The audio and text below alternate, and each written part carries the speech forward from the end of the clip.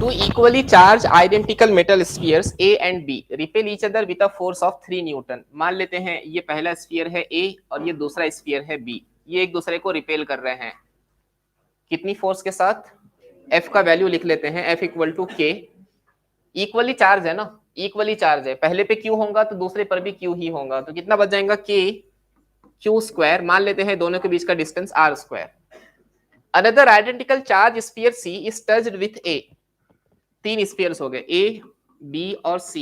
पहले A पे क्या था? Another identical charge sphere C is touched with A।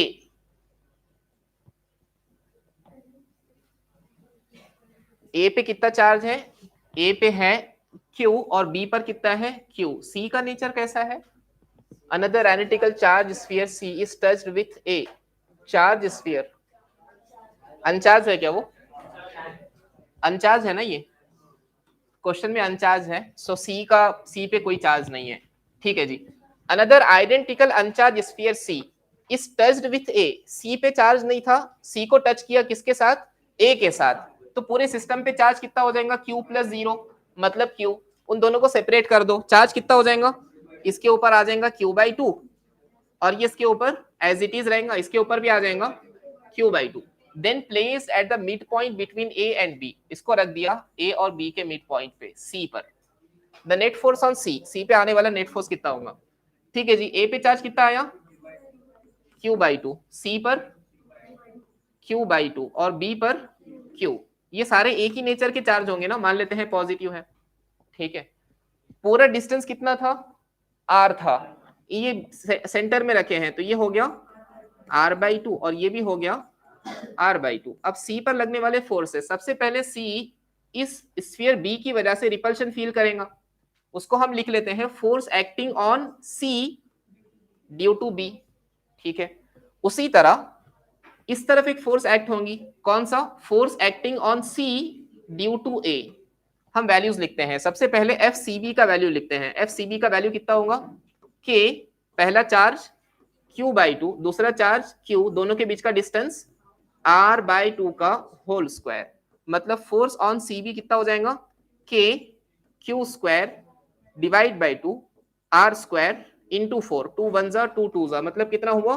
2KQ square divided by R square. Next उसी तरह हम पता करते हैं force acting on C due to A। A की वजह से K पहले पे चार्ज Q/2, दूसरे पे चार्ज Q/2, डिस्टेंस कितना?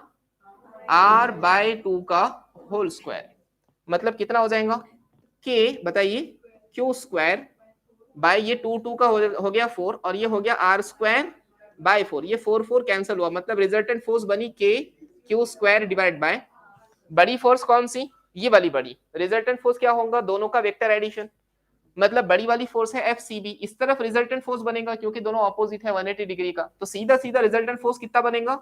रिजल्टेंट फोर्स बनेगा FCB माइनस FCA। ये समझा? ये वाली फोर्स बड़ी है, इसमें से ये माइनस कर दो, रिजल्टेंट इस तरफ बनेगा। ठीक है। कितना बनेगा? वो फोर्सेस की वैल्यू लिख लेते हैं। कितना है ये? 2KQ square divide by R square minus कितना है ये?